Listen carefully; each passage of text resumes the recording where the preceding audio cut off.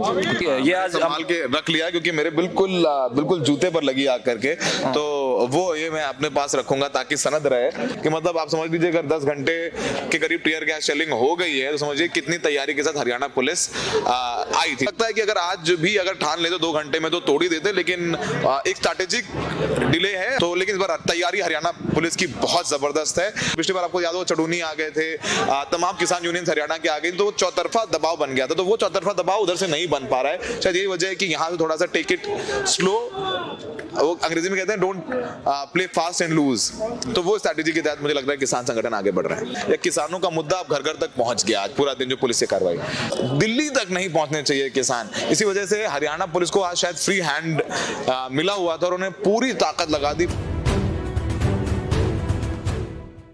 नमस्कार, सत श्री अकाल, आदाब। मेरा नाम मनदीप पूनिया है और अभी हम शंभू बॉर्डर पर मौजूद हैं। आज पूरा दिन शंभू बॉर्डर पर बहुत भारी मात्रा में शेलिंग होती रही और हमारे साथ सौरभ शुक्ला मौजूद हैं। सौरभ शुक्ला रेड माइक चलाते हैं और देश के जाने माने रिपोर्टर हैं। इनसे जानते हैं कि पिछले आंदोलन में और इस आंदोलन में क्या उनको फर्क लग रहा है। पिछला आंदोलन भी इन्होंने कवर किया था और इस आंदोलन को भी ग्राउंड जीरो से लगातार कवर कर रहे हैं। सबसे पहले तो सवाल ये कि पिछली बार तो ये जो बॉर्डर था ये 2 घंटे में टूट गया था, आज तो दिन भर से गोलाबारी चलती रही, आज ये बॉर्डर क्यों नहीं टूटा? मुझे लगता है कि मंशा नहीं थी किसानों के बॉर्डर तोड़ने की। जिस तरीके से पिछली बार मोबिलाइजेशन भी ज़्यादा था, मोबिलाइजेशन इस बार भी है, लेकिन पिछली बार थोड़ा सबक हरियाणा पुलिस ने भी लिया था और पहले से तैयार थे, क्योंकि जब आज सुबह यहाँ पहली शेलिंग शुरू हुई 11 बजे तो किसानों के ट्रैक्टर्स ऊपर नहीं चढ़े थे।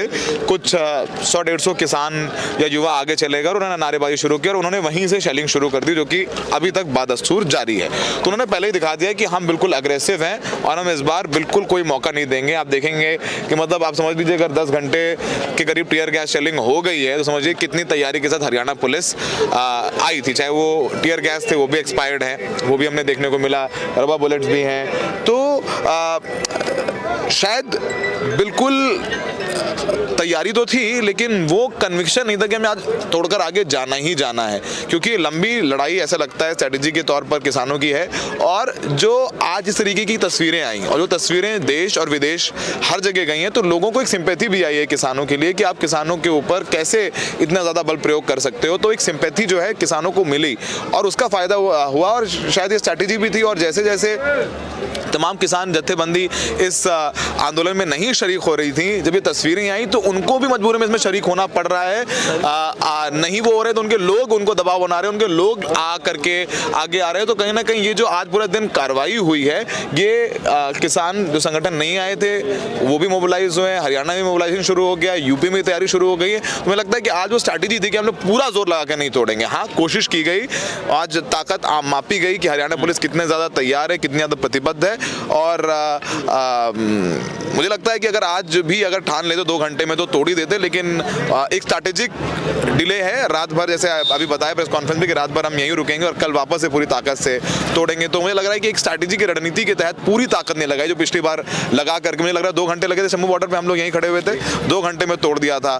तो लेकिन इस बार तैयारी हरियाणा पुलिस की बहुत ज़बरदस्त है, यहाँ भी ज़बरदस्त है, हरियाणा के गाँव में भी ज़बरदस्त है और मोबिलाइजेशन हरियाणा के अंदर से ना। पिछली बार आपको याद हो चढ़ूनी आ गए थे, तमाम किसान यूनियन हरियाणा के आ गई, तो चौतरफा दबाव बन गया था, तो वो चौतरफा दबाव उधर से नहीं बन पा रहा है। शायद यही वजह है कि यहाँ से थोड़ा सा टेक इट स्लो, वो अंग्रेजी में कहते हैं don't play fast and loose, तो वो स्ट्रैटेजी के तहत मुझे लग रहा है किसान संगठन आगे बढ़ रहे हैं। अच्छा सौरभ, आज हमने देखा कि मीडिया भी बहुत सारी मौजूद थी, लेकिन मीडिया की भी हुटिंग हुई। आप इसको कैसे देखते हैं? हो सकता है कि ठीक है कि जो मीडिया हाउसेज हैं वो गोदी मीडिया हों, और लेकिन इंडिविजुअल जो जर्नलिस्ट हैं जो अच्छा करते हैं उनकी तो हुटिंग भी देखने को मिली हमें। देखिए वो गलत है। एक रिपोर्टर होता है, वो यहाँ पर अगर आया है तो वो भी किसानों के साथ आंसू कैसे गोले खा ही रहा है ना, तमाम पत्रकारों को चोट लगी रही है ना, तो वो भी संघर्ष कर ही रहा है ना। वो गोदी है नहीं गोदी है वो मायने नहीं रखता है, वो यहाँ पर खड़ा हुआ है।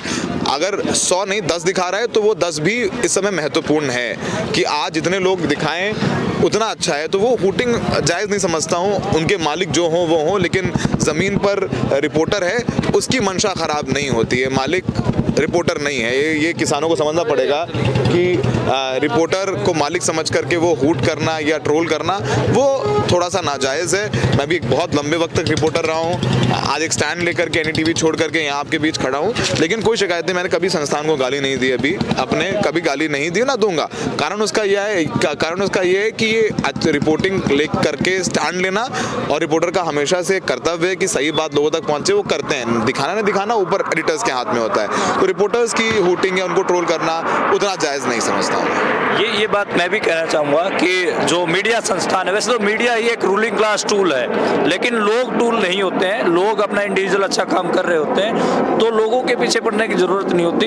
अगर मतलब एक हिसाब से कभी भारत में मीडिया के ऊपर एक लंबी डिबेट है, अगर मीडिया के खिलाफ भी आंदोलन करना पड़ा लोगों को तो लोग करेंगे ही। दैनिक जागरण की प्रतियां जलाई हैं, लेकिन उसमें यही है कि रिपोर्टर की भी एक सेफ्टी होती है और रिपोर्टर की सेफ्टी बनी रहे, तो वो एक मामला है। दूसरा एंगल मैं आपसे जानना चाहूँगा, जो पुलिस जो कर रही है, आज 100 से ज़्यादा नौजवानों के चोटें लगी हैं, किसी को आंसू गैस के गोले से हिट हुआ है, किसी को पैलेट गन लगी है, और है मेरे पास। हाँ, वो पैलेट भी आप दिखाइए। ये मैं इसको संभाल के रखूंगा। तो ये ऐसी रबड़ बुलेट होती है, ये आज संभाल के रख लिया क्योंकि मेरे बिल्कुल जूते पर लगी आकर के, तो वो ये मैं अपने पास रखूंगा ताकि सनद रहे। वैसे मैंने कुछ टीयर गैस के शेल सिंघू बॉर्डर से अपने पास रखे हुए हैं, इसमें से एक एक्सपायर्ड भी था, तो एक्सपायर्ड टीयर गैस के शेल्स हैं। मुझे लग रहा है कि ये करके ना थोड़ा उकसाने की भी कोशिश नहीं है, मुझे लग रहा है कि एक स्ट्रेटेजिक गलती भी है।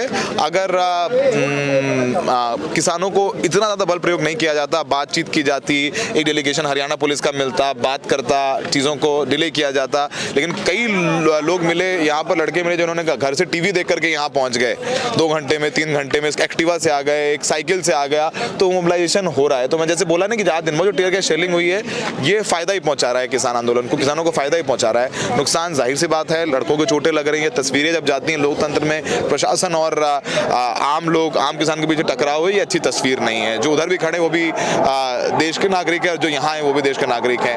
तो निर्णय सरकारों का होता है और पिछले बीच में वो लोग हैं जिन पर कार्रवाई हो रही होती है, जो कार्रवाई कर रहे होते हैं। तो मुझे लगता है लेकिन आज एक स्ट्रैटेजिक तरीके से फायदा ही है किसानों को। लेकिन जैसे पंजाब एक पॉलिटिकल स्टेट रहा है, उसमें बहुत सारे आंदोलन रहे, उसने देखे हैं, तो पुलिस या तसद्दुत पे, यानी कि जो पुलिस जो दहशत फैलाती है या पुलिस जो एट्रोसिटी करती है, उसके ऊपर लगातार बात होती रही है। तो आपको नहीं लगता कि जो पुलिस की तरफ से आज कार्रवाई हुई है वो भी क्वेश्चनेबल है? क्योंकि बहुत सारे रिपोर्टर्स को भी बुलेट लगी है, रिपोर्टर्स को चोट आई है, तो और कई किसानों के, बुजुर्ग किसानों के पैर फट गए हैं, किसी की आंख फट गई, कहीं आके गोला लगा है। जैसे कश्मीर में भी जब पैलेट गन का इस्तेमाल होता है तो क्वेश्चनेबल तो है ही, टीयर गैस भी क्वेश्चनेबल है, बहुत सारी ह्यूमन राइट ऑर्गेनाइजेशंस भी इसके ऊपर सवाल उठाते हैं। तो वजह है कि किसानों को वो मोबिलाइजेशन, जो मास आंदोलन जो लगा पंजाब में है, वो आज का दिन उस मसले को, MSP गारंटी का मामला हो या किसानों का मुद्दा, अब घर घर तक पहुंच गया आज पूरा दिन जो पुलिस से कार्रवाई।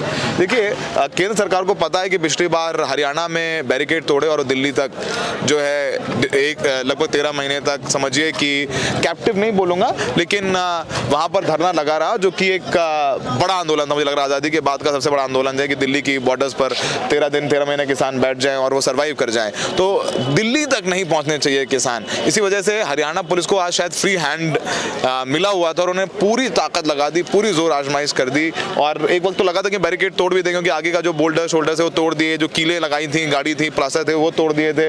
लेकिन फिर मुझे लग रहा है कि एक स्ट्रेटेजिक तरीके से रुका हुआ है। लेकिन जो जाहिर सी बात है, जितनी जो कार्रवाई की जा रही है पुलिस के तौर पर, प्रशासन के तौर पर, वो नाजायज़ है। पैलेट गन का इस्तेमाल किसानों पर कर रहे हैं और किसानों की तरफ से वो पैलेट गन्स हमने देखा है जो कश्मीर में इस्तेमाल किए जा रहे थे। तो आज जो कश्मीर में लोगों के साथ हुआ, तो शायद आज पंजाब के लोगों को तो समझ में आ रहा है कि ये जो पैलेट गन्स हैं, उनके जो वुंड्स हैं, जो उनकी चोटें वो हमने दिखाई हैं, वो हमने देखी हैं, कितनी तकलीफ दे है। और हाँ, नहीं, मीडिया वालों को भी चोट लगी है। तो पैलेट गन्स का इस्तेमाल, आंसू गैस का इस्तेमाल लोकतंत्र में एक प्रदर्शन कर रहे हैं या दिल्ली जा रहे हैं किसानों को करना, मुझे लगता है बातचीत ही एक जरिया था। ये ताकत की आजमाइश करके शायद adding fuel to the fire कहते हैं, ये आग में पेट्रोल डालने वाला काम है। जी, शुक्रिया सौरभ। ये सौरभ थे और सौरभ ने तमाम पहलुओं पर बात की हमसे, और आगे भी हम कोशिश करेंगे कि आपको बहुत सारे